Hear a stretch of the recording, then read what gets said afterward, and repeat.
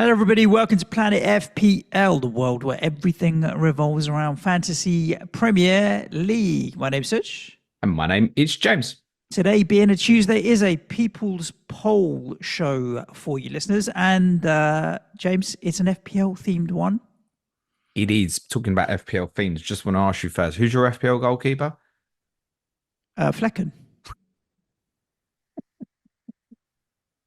I think the FPL community on Twitter was gonna self-combust last night on Mark Flecken.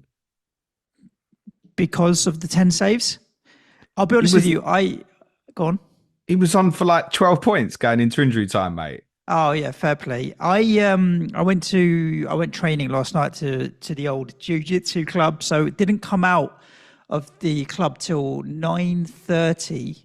Completely forgot about the football. Drove home. It's quite a drive. Got home at 10 past 10, and thought, oh yeah, Fulham Brentford were playing, and I had three players in that match. I had Bomo and Smith Rowe and Flecken, and with Smith Rowe and Flecken, I kind of felt like it was a bit of a hedge. In the sense that if Smith Rowe did well, then fine, I'll lose my Flecken points. I just looked at it as I got 9 points out of that game and none of my players returned. I'll take that all day long. Thank you very much.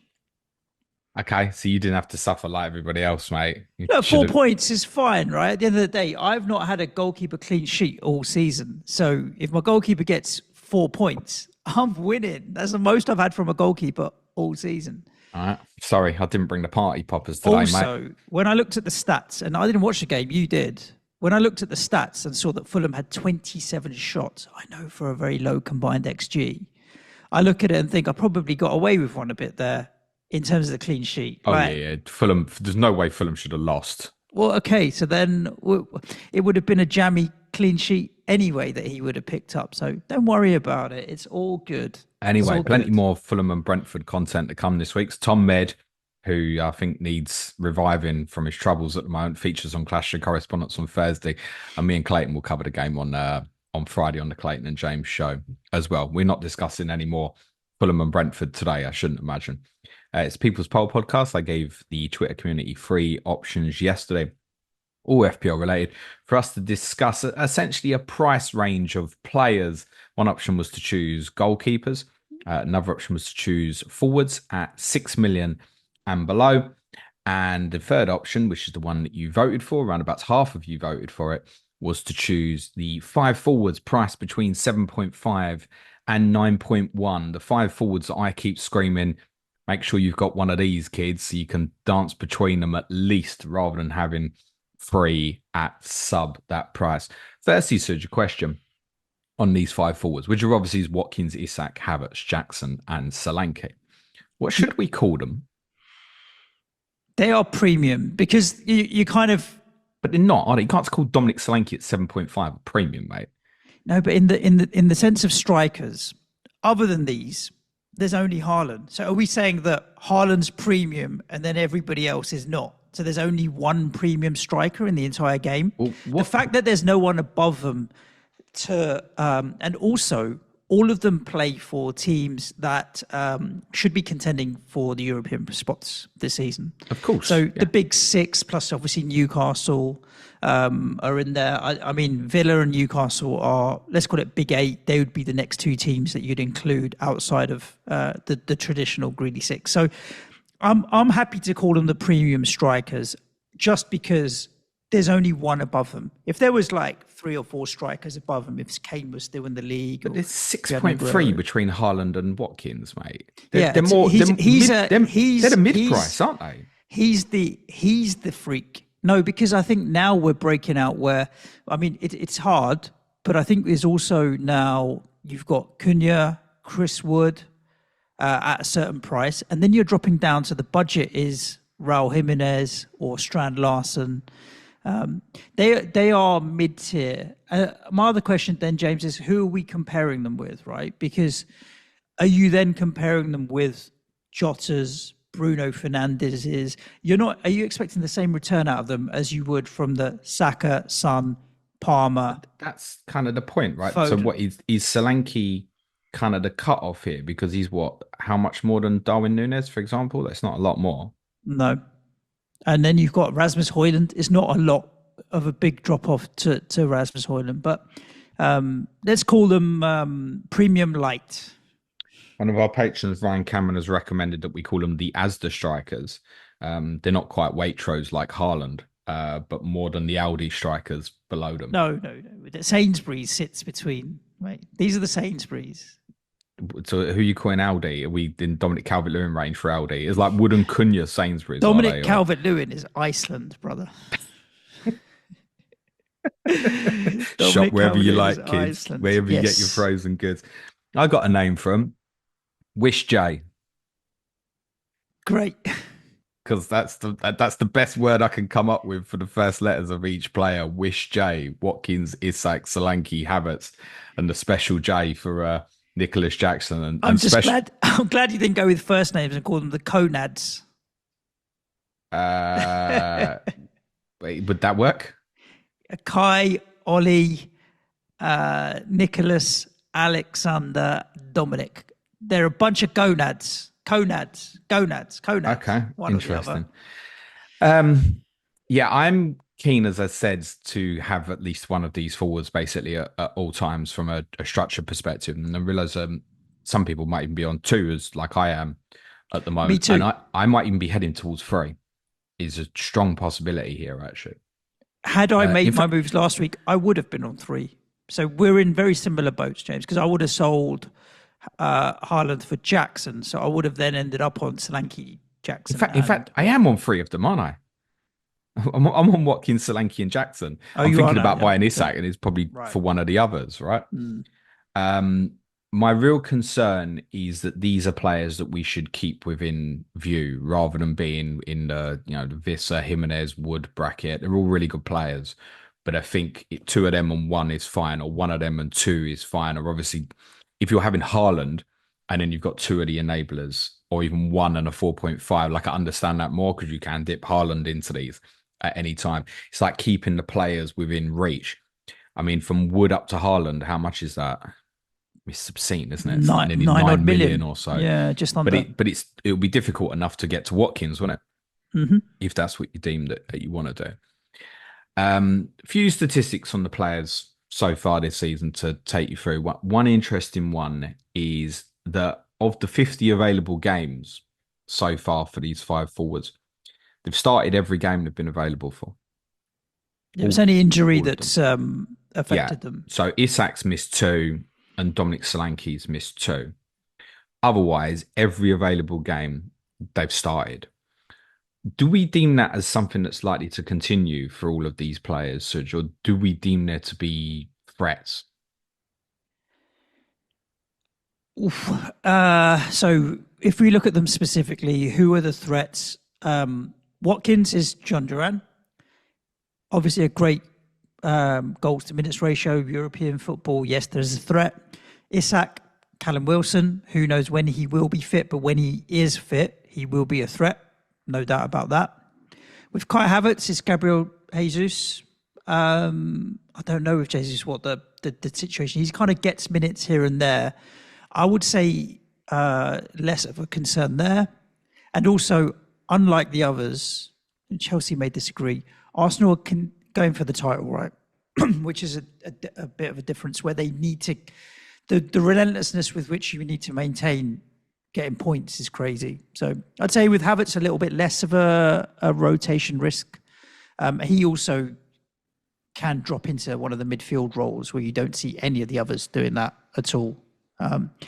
Jackson, we've talked about it, is one of Maresca's favourites. What's the risk there? And Kunku, and he is a talent. And himself. Of course. Yeah, we definitely talk about that. 4 yellow cards. Dominic Solanke, I think, is no risk there. And say what you will about Richarlison, he can't keep fit for more than 3 or 4 games in a row ever. So I don't see any issue there. Even if Richarlison was to get fit, he's not going to do it, I'm afraid. So yeah, I think it's Havertz and Solanke are the most secure in their positions, but all of them are obviously no doubt first choice. the average minutes so far this season would suggest that that's pretty much correct. Kai Havertz has played every minute so far this season. Well, he's at least played up to 90 minutes. I don't know if he might have been taken off in injury time in a game, but he's average per season, he's 90 minutes. Dominic Solanke is 88, slightly more than that. So you're getting very close to 90 minutes. Isak's is high, actually, in terms of per start, averaging 84 minutes. Now, Wilson's not been available. So further down the line, as you said, even as a substitute impact, that will have a bearing on him. The other thing with Isak to note, I think, unlike the others, is there is a history there of injuries. With the Isak, didn't he have a 45 minutes when he smacked his eye?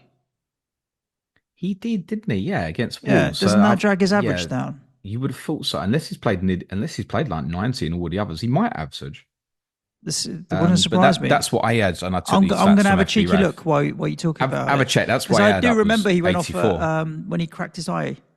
Yes, against Wolves, he went off at half time. You're quite right.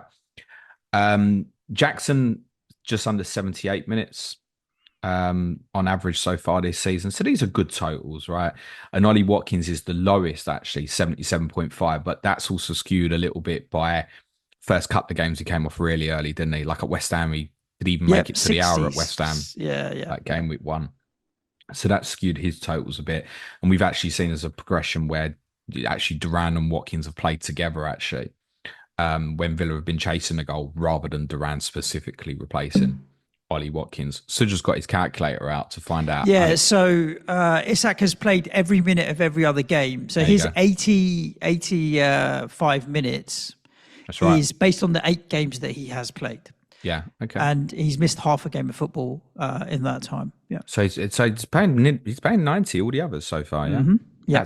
That's unusual for him.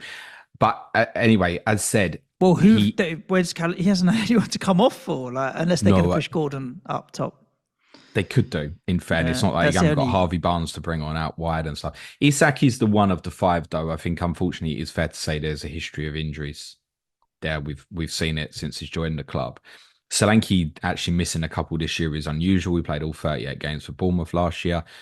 The others might pick up the odd niggle, but I feel like Havertz it certainly feels like over 2024 he's been kind of exclusively available all the time for Arsenal. Watkins doesn't pick up bad problems. And Jackson, I feel like, has had the odd niggle, but hasn't missed a prolonged period as yet.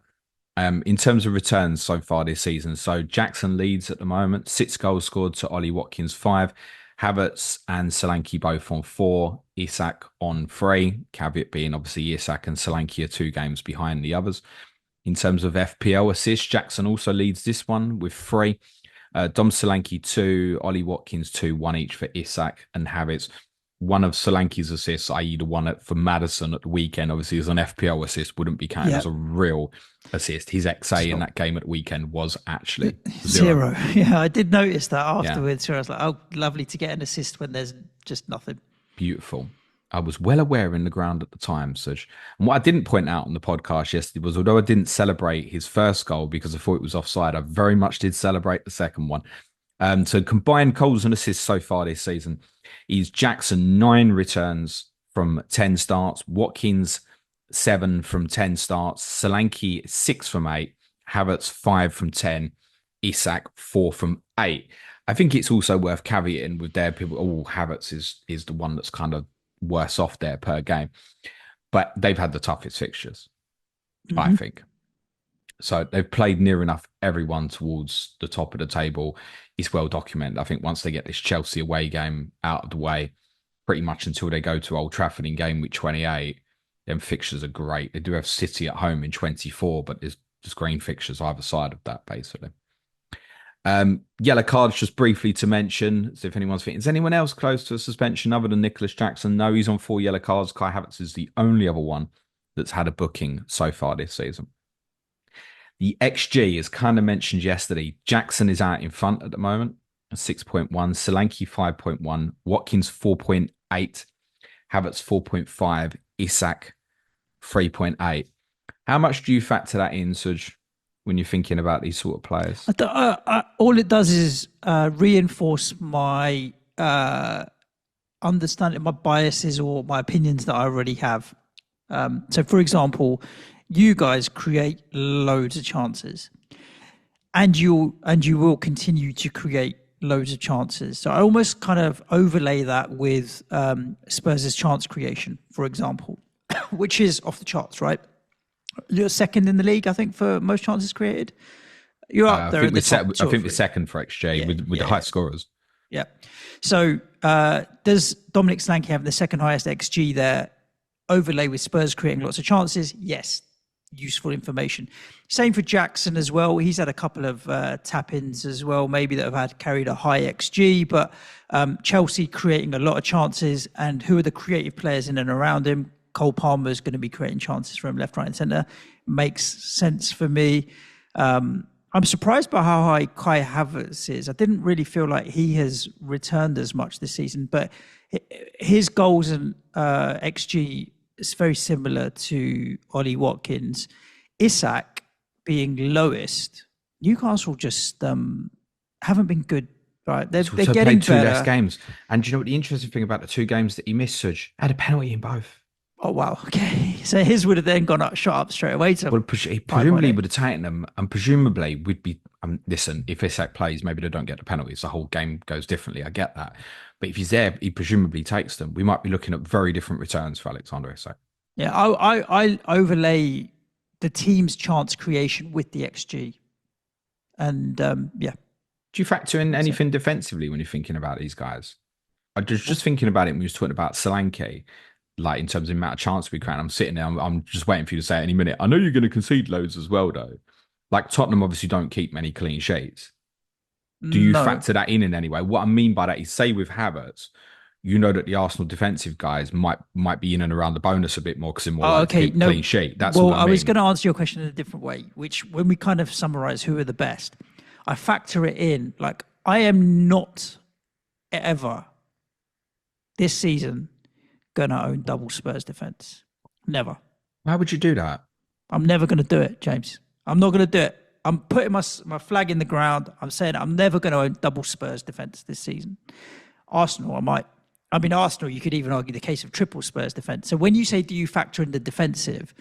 I'm like, well, Arsenal, for example, Kai Havertz specifically, have got a better asset in midfield in Bukayo Saka, and I could want double Arsenal defence. Therefore, Kai Havertz cuts me off two Arsenal defenders, or Raya, Gabriel, Saka. So I factor in the defensive from that point of view. I don't factor in the defensive from a point of view of what's the output of these guys necessarily. Same for Chelsea now, right? Like Chelsea defenders are like, if you get Fofana for 4.4, for example, it's great value. Cole Palmer is there as the best Chelsea asset. If I own Jackson, am I cutting myself off a third? I probably don't want a third, for example. But that's the only... Kai Havertz is the only one where I factor in defensive, and it's not because of the defensive work he has to do or whether Arsenal keep clean sheets. It's because I might want two of their defenders and Saka. One interesting one that might surprise people is that of these five forwards, Havertz has had the most shots, actually. 28. That's 5 more than Watkins, Isak, and... Jackson. 8 I wonder how much Solanke. of that was against Southampton. Might be, and Leicester, and Leicester. Leicester was the other. Yeah, game, but then you factor that in, and then you also have to balance that and say the 10 men against City, the 10 men against Brighton, the 10 men against Bournemouth, right? So yeah, okay. I mean, Solanke actually on the XG has obviously jumped up to second. Obviously, if we were doing this time last week, he's probably fifth. So you can have one game that obviously really jumps that up. Jackson's XG, if you look at his XG against Brighton, I mean, him and Cole Palmer in that particular game was like obscene. So that one particular game has obviously got an impact on him. And again, look, this is over 10 game weeks. The sample is obviously quite small, but a lot of the numbers here are comparable. Shots on targets, like Jackson is best at 13, but Isak's lowest at 9, and then Isak's played 2 less games. So they're all in and around. One area where Havertz really differentiates, I think, from the other 4, who I'd all kind of describe as forwards who want to play on the shoulder, i.e. want to go and run in behind. That's not Havertz's game. And I did have a look at completed passes, just because I think it just shows that Havertz is obviously a very different player to the others. So completed passes for Kai Havertz this season is 180.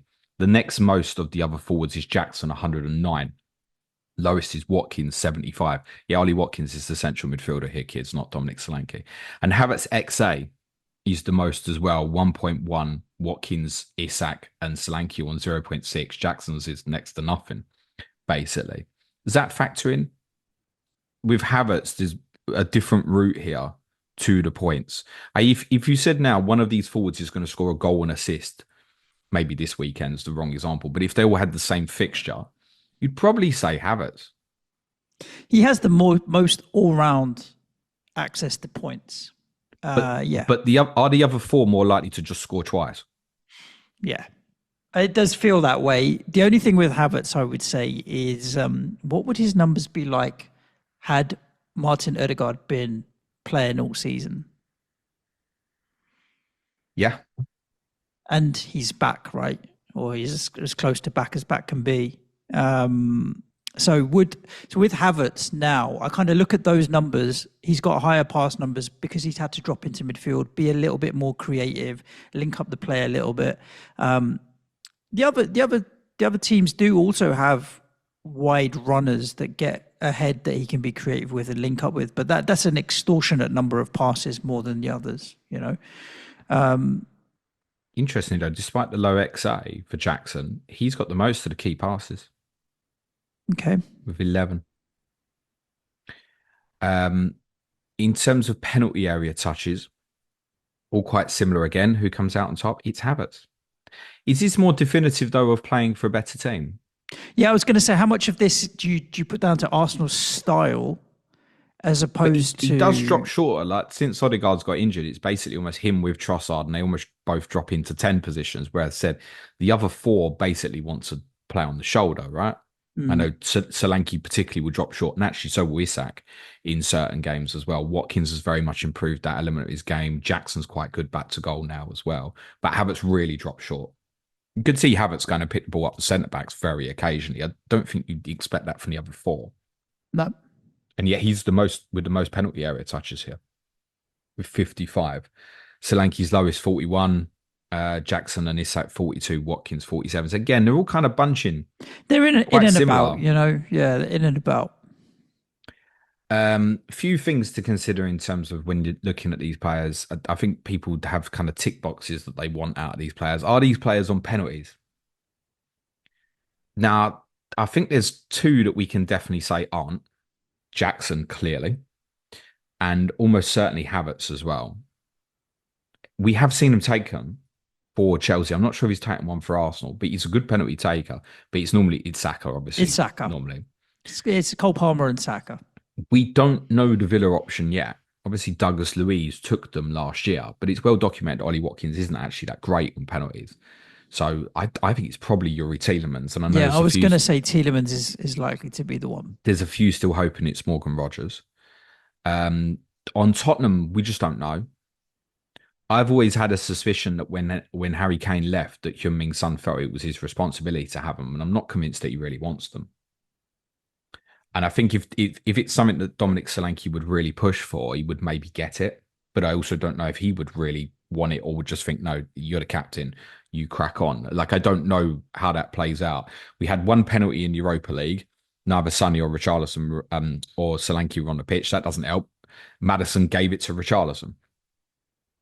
So there's nothing we can know from that. The only one we definitively know is on penalties is Isak.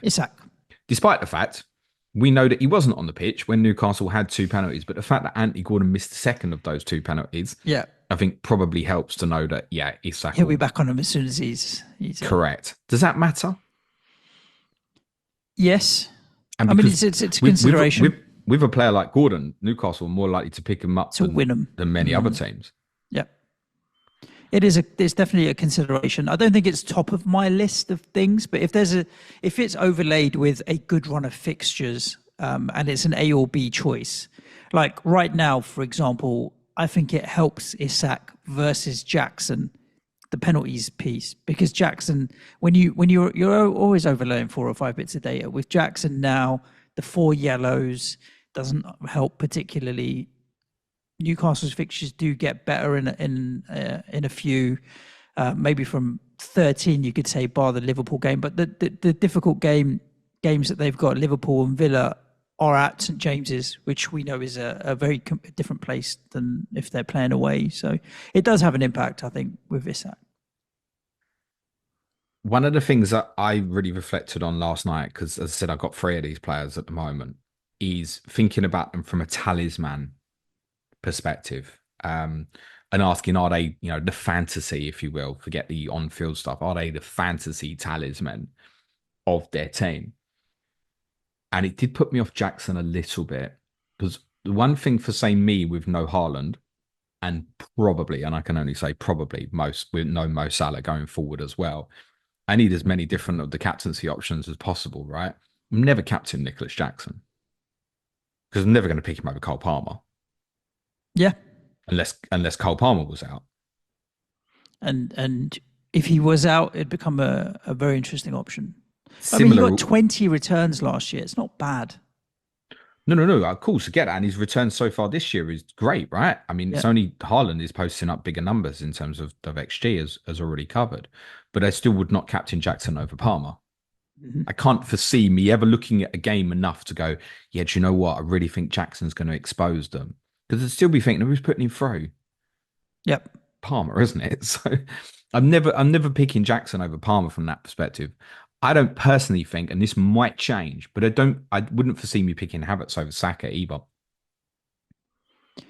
Yeah, I don't think I would either for captaincy. I think Tottenham. Go on. Go on. No, go on. I was going to say Villa and Newcastle. It is Watkins and Isak though. It feels clear, doesn't it? Watkins' certainty. It's worth saying Anthony Gordon and Alexander Isak traded very close in terms of who was the Newcastle talisman last year. We'll shout out our friend Tom Cantor, who did great analysis on that in the summer. But it does feel like Isak, with the minutes, would largely outscore Gordon now. Like, no one's talking about Anthony Gordon as an option, are they? No. So I think we could say, yeah, Watkins and Isak, big ticks for talisman. Solanke is questionable versus Son. Yeah, I don't own Son, so it kind of is neither here nor there for me. Here's the thing: if I don't feel the pressure to go and get Son though this week with the Ipswich fixture, and I could do that as part of a daisy chain move to get to Salah because I've got Solanke as cover. You might feel different about it if Son had played 90 minutes as well at the weekend, though. In fairness, yeah, but if I had Havertz, I might feel the pressure still to go and get Saka. I don't feel the same pressure to go and get Son, but I'm not like Son's not been his best for 18 months. He's been in and out, hit and miss. Although the stats don't match up with that, he has been consistent. Maybe just not as explosive. It feels like when Harry Kane was around, he was much more explosive. I disagree with that. I'd say the thing with Sonny is that explosiveness is always there. He could go 2 points, 18. Like he's like that.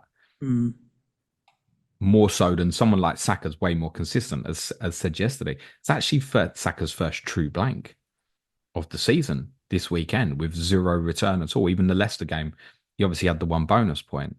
So in 2 games he's not returned in so far. And there have been a couple of hauls in there, like obviously the Southampton game. But with Saka, you do feel like there's more of a consistency. Like I never look at Saka, to flip it the other way, I never look at Saka that much and think, oh, I want to captain you regularly. He's not a player I'd want to captain like every single week blind. No. No way at all. I think you've got to pick your moments actually, possibly with him. Does that impact then, if you're looking to invest in one of these forwards, say, because there'll be people, like I said, on kind of like Wood, Wissa, Jimenez, something like that at the moment, thinking I want to get to one of these. I'm probably trying to work out which one to go to. Does Watkins and Isak being kind of the clear talisman, does that give them favoritism for you? Not necessarily. It's not the talismanic nature of it. It's more, Watkins for me is just that set and forget consistency that I like with Ollie Watkins. You know what you're going to get. It's not overly exciting. I'm just looking at, he's had 2 double-digit hauls all season, an 11 and a 13. There's 2 goals and a goal and assist. That's it. He's not gone off big, particularly in any given game. Jackson's had only 2 double-digit hauls as well. So again, he hasn't gone off huge. But Watkins' consistency, he could go 2 or 3. If Watkins went 2 or 3 games blanking, you wouldn't see the same up in arms as you did with Dominic Solanke before the weekend, right? Because you think? is Ollie Watkins consistent? Yeah, I don't think you would see it because people would have faith that it will come back around for Ollie Watkins pretty quick. Look, he blanked in the first 2 games of the season when he had a slow start, and then bang, after that, he was consistent as hell for a while. So the talismanic nature doesn't impact me as much because with Ollie Watkins, I'm just looking at consistency. With Isak, Newcastle's form concerns me more than thinking Isak's going to be talismanic, to be honest with you. So I'm not even there with Isak, even though he's dropped down to 8.3. I would say it feels like Newcastle and Tottenham have, I was going to say ability, that would be the wrong word, are more likely to be volatile in their results than the other three teams. Yep. So does that impact? Is that part what you're saying? Yeah. I mean, not for Tottenham because it's attacking. Like you would be volatile in that you'll win 4-3 or lose 3-2 or something stupid like that. Newcastle could lose 1-0 or 2-1 or something. They could have they don't have the same goal threat. I don't know how many goals they've scored overall in the table. I can have a quick look, but it's definitely going to be far fewer than what you guys have scored, obviously. You scored 22 goals. Newcastle have scored 10 all season. Yeah. West Ham has scored more goals than Newcastle. Come on. Yeah, they've been. I've seen with Wood recently as a different example. You don't need to score a shitload of goals to be great in this, right? Yeah, I get look that. At the weekend, this has scored the only goal. He must have got a 9-pointer at the weekend, I'm guessing. Yeah. So does that, right? If you actually look at Solanke's, so Solanke's first 2 goals for Tottenham were scored in 3-2 wins and 3-0 wins. He's got 12 points from those 2 goals, whereas Isak's got 9 from the 1-0 at the weekend. Mm. So if you can find, again, coming back to kind of talisman, you find the right talisman, that will do you well. We've seen Tottenham score 4 against, say, yourselves, Suj, and Solanke's returned nothing, right? Yeah. And you'd be surprised if Newcastle won a game 4-1 and Isak got nothing. Yeah, but it can happen, and it has happened. We've seen it with Saka, where Arsenal are banging in 4s and 5s and got nothing. We've seen it with the GOAT, Mo Salah, where Liverpool are banging in 4s, 5s, 6s, and he's got nothing. So they've only scored more than twice this season, Newcastle. It's just not explosive enough. And those were early in the season against Tottenham and Wolves. Yeah. But then he's also been working his way back to fitness. Yep. Yeah, do you know what? They're due to give someone a hiding Suj. Oh, who's Newcastle's next home game against? Checks notes, West Ham game, week 12. Noted. I'm thinking about new that manager more. Bounce, James. You've got to always factor that in for West Ham. Could be. Save that for Patreon tomorrow. He did make me think. I invested in Jackson before game week 9, looking at him as long-term hold. And I still think he is because it kind of ties in nicely to fixtures a little bit. I look at Chelsea's run of games, game week 16 to 22, particularly. Brentford at home, Everton away, Fulham at home, Ipswich and Palace away, Bournemouth at home, Wolves at home. Just think, oh my God, yes, please. And then the fixtures get a bit more difficult, but the 3 home games after that are West Ham, Southampton and Leicester. Like, yes, please. And I know people will always say the same thing with Jackson. Aren't you worried about Nkunku's going to get a start at some point? Be like, yeah, definitely. But as I said recently, if it's over that period, cool. Because look at the fixtures either side. You'd want some of that. But I'm waning on it a little bit because, one, he is going to get suspended somewhere, clearly. And as noted yesterday, he did go a long time on 4 yellow cards last season before getting the 5th. But he's going to get suspended at some point. And there's every chance over that period, as I said, he is going to get rotated at some point. So how do you view that? Because Jackson does feel more likely to get a rest, I think, over the busy period. And it will blink and will be in December, Suj. I've put him out of my mind now. I'm almost praying that he gets booked against Arsenal so that he misses Leicester, so that I know I can delay this decision until game week 14. For me, Jackson right now is game week 14 territory. So game week 14 is interesting because game week 14 is a midweek set of fixtures. Mm. So, like, Chelsea play Villa at home and Tottenham away, the 2 weekends either side of playing Southampton away in game week 14. Is it possible, this would be such a Jackson thing to do, get booked against Leicester, so his fixtures over the next 5 are Arsenal, blank, Villa, subbed, Tottenham? Yeah, it That's could be. possible, isn't it? Yeah, could be. I think if you were investing in this right now, you're not buying Jackson, are you? No, he's nowhere near on my list at the moment. So I'd rather. I mean, look, I've got Solanke in there. I've got Ipswich and Fulham as two of the next home fixtures. I'll stomach City away, and I know you and Clayton talked about it on the main pod yesterday about City shakiness. I'll stomach it because you'll happily go to City and lose 5-4 and just swing. So I'll take it. The City fixture to have the two Solanke home fixtures. So Solanke's decision is pushed forward till game week 14 now. If I wanted to sell him, and whether or not I'd sell him before Bournemouth away, I probably would. But I'll keep Solanke for the next couple. Ollie Watkins, if I was selling him right now, I wouldn't be moving him to Nicolas Jackson or even Isak or Havertz. I think I'd go down, you know. I think I'm getting to the point where I'd only want to keep one of these guys. As I said, I had two, and I think there's every chance I might be sticking with three. Yeah, I'm talking about the immediate 3 or 4, though, I would say, because after, obviously Jackson from 14, you could argue from 16, looks really good. I mean, we've said this before the season started. There's no prolonged good period. Like everybody's got a little bit of good with a little bit of bad. Like if you ask me, do I like Ollie Watkins' home fixtures? Palace, Brentford, Southampton. I love them. Do I like his away fixtures? Liverpool, Chelsea, Man City. I think there's a Forest. No, but he's not a rotatable player, is he? So I don't No. like his away fixtures, but I really like his home fixtures. Isak's not on the cards for me at the moment until I see something more from Newcastle. I don't even know if they'll score against Forest away, you know, to be honest with you. I mean, Then the West Ham if is you're right, buying then one this Liverpool. week, now it's Solanke, isn't it? Oh, 100%. But 100%. this is what's really interesting about this, and I think it depends how you look at fixtures and manipulate them. A lot of we know a number of people are going to wildcard in game week 12. When you look at game week 12 and you see Watkins at home to Palace, Isak at home to West Ham, Havertz at home to Forest, and Jackson away to Leicester if he's not suspended, like that's great, isn't it? I want kind of three of them that game week. Yet the one who's got the best fixture in 11 is Solanke, and the one who's got the best fixture in 13 is Solanke. Yeah, I agree with you. I agree with you. I think for me, the other thing is, what am I doing with my other moves? Because I've been looking at Raya for game week 12 for a while. Should I not make that move? Kai Havertz is still on the table. Also, if I end up with a Salah and Palmer draft, I won't have enough money necessarily for Bukayo Saka. So then Havertz becomes back on the table as maybe, can he cover me from game week 12 for Arsenal attacking if I don't have any intention of going to Saka and I don't need Saka for captaincy? How much does ownership factor into your mindset? Because On this now, Watkins is at 26%. no, it's irrelevant. Watkins' ownership is not Jackson, that high.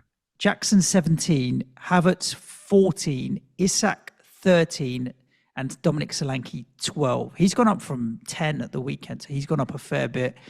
But Solanke is worth double to you on the ownership than Ollie Watkins, for example. The ownership of these guys, none of them is particularly big at the moment, Suj, on any Yeah. of these five players. When you jump up, like, Watkins is the second highest owned, and then he's at 26%. You jump up to Haaland, 70%. Yeah, but again, live ownership and stuff, I'd be looking at that way more than what's going on the website now because there's too many teams dying. The ownership of all five of these players, none of these five are, if you don't own any of these five at the moment, I don't think none of these are particularly scary to you. So the three I've got, Suj, their ownership in the top 10K at the weekend: Watkins 25%, Solanke 10%, Jackson 13%. So, I mean, that's not big, right? And if you look at even at the sample from elite managers, Solanke goes up to just under 50%, unbelievably, from the weekend. But Watkins 10%, Jackson 4.9%. Like, it's not big from those particular players. Isak is in next to no teams at the moment. Didn't even show up in terms of an impact for me in terms of my rank at the weekend. Yep. And Havertz is of no real consequence from that perspective either, right? Because people have moved it on because of the fixtures. So the ownership on these 5 players at the moment is all pretty low. I think that will change. Yeah. And if one of these goes on a streak, it will become the one. But I'm looking at the moment in possibly dancing around between 2, maybe even 3 of them. 3. Yep. The one that's not on radar for me at the moment at all is Havertz. But I'm also sitting there with Raya, Gabriel, and Saka and kind of making my bed at the moment. It's going to be double Arsenal defence. So for that reason, for me personally, Havertz is not on radar. It's something that I would maybe look again around about game week 16. I mean, there's a good run there. Everton at home, Palace away, Ipswich at home. But I think actually for the attacking guys, the fixtures don't look as great sort of up to New Year as they do for the defensive guys, is generally my opinion on it. When you look at some of the upcoming ones, though, like we mentioned Jackson at Southampton in 14. One of the things I'm scared about with that is about Watkins that night as well. And I keep speaking about this with Watkins. They play in game week 13. Chelsea away on the Sunday, Brentford at home on the Wednesday, Southampton at home on the Saturday, and then they go to Red Bull Leipzig in the Champions League on the Tuesday. I think Watkins doesn't start one of those 2 home games. Now, if you take one of them out, how good are them fixtures? No, it doesn't look as good. No. It definitely doesn't look as good, obviously. Yeah. And the irony is, the ones that I know that will definitely play that week are the ones that have got the harder fixtures. Isak against Liverpool if he's fit, Havertz against Man United, and Solanke against Bournemouth. But you're not going to, unless you physically know they're not going to play, you're not going to take them out. I mean, I think particularly 14 and 15, Watkins is a real captaincy candidate. I think Isak, sort of 16, 17, is competitive from that perspective. Solanke, there is a moment now where some idiots like me will consider. Jackson and Havertz, I don't think for captaincy. So I do wonder on the longer term, if I decide I want to dance around other areas of the team, because I feel quite settled, right? If I make the decision to kind of not go Salah over the next 2, I'm kind of making that decision continuously for a while. And I've obviously taken Haaland on. So then from that perspective, Saka's not going, Palmer's not going. Bumo, I need some real cojones to consider moving that in game week 14, really. But that's why I'm thinking about dancing around the forwards, because I can't see me dancing around much else. Yeah, the midfielders becomes a lot more difficult to do. Yeah. And Bumo had another price rise. Did he jump up again yesterday? I know he was due to go up again. This is the problem with Bumo now as well. Selling him because he keeps going up in price. Like it's going to be. I mean, it's a different story, but we'll see how we feel in a couple of weeks. But I might do it in game week 14 because no one else will, and it might be the opportunity to jump off it because there are tons of fixtures for other players. But then also, it's coming into a busy period, and what's Bumo going to do over the busy period? Play all the games. Yeah. So a player like that becomes more valuable to you. Whereas, take someone like Isak, because he has been a bit more brittle, let's say, historically in terms of injuries, once you hit the Christmas period, like how much does he play? Like I've looked at that, Ipswich away, game week 17, like, could he be in for break? I think he's possibly the best captaincy that week, arguably. But it might be one where they go, oh, right, afterwards, because I think they've got the League Cup quarterfinal, I want to say maybe it's the midweek before. So the midweek League Cup quarterfinal is in between Leicester and Ipswich for Isak. And for Newcastle, that quarterfinal is probably just as important. Yeah, so, they want a trophy. Yeah, so do they, we could leave Isak out for Leicester at home, Ipswich away. It's going to be that, unfortunately. You know, Villa aren't going to go, it's Man City at home in 17, let's rest Watkins now.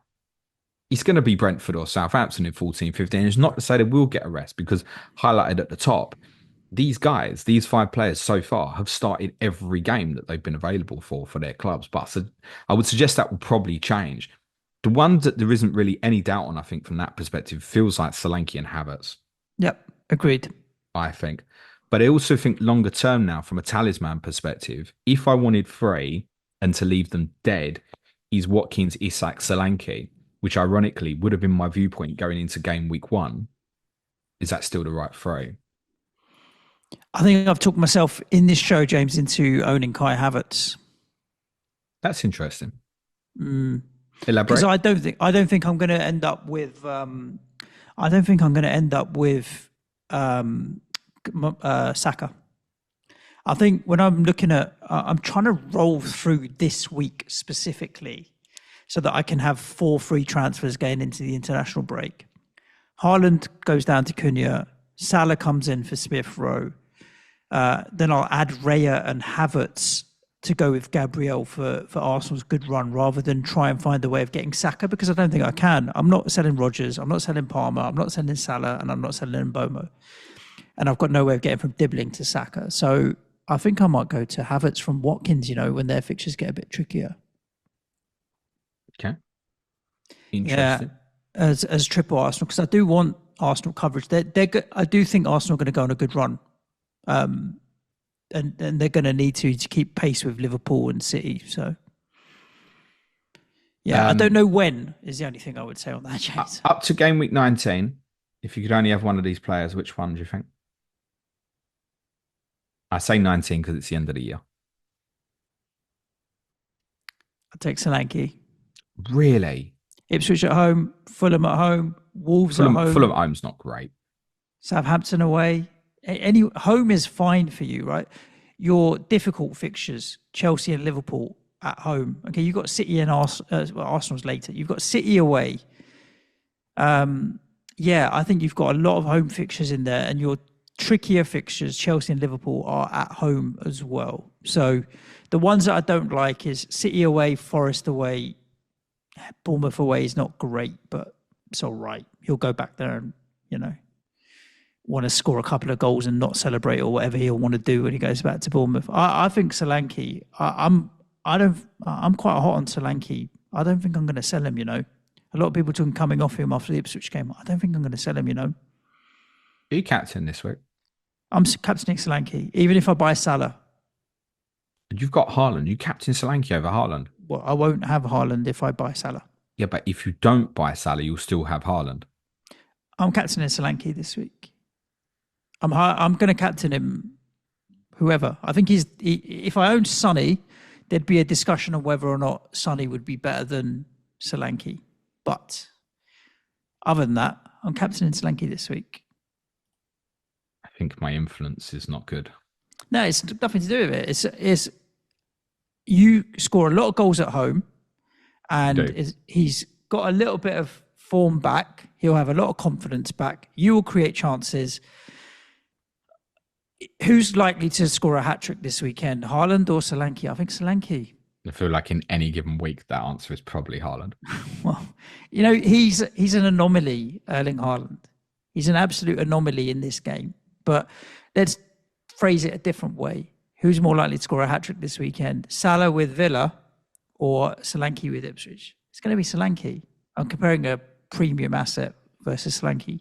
I'm going to captain Solanke, mate. All right. I wish you luck. I think, guys, for those who have none of these players to close, I think you'll want to be looking at one at least. I'm kind of keen, as I said, I've got 3 at the moment. I'm keen to kind of always have 2 at the moment.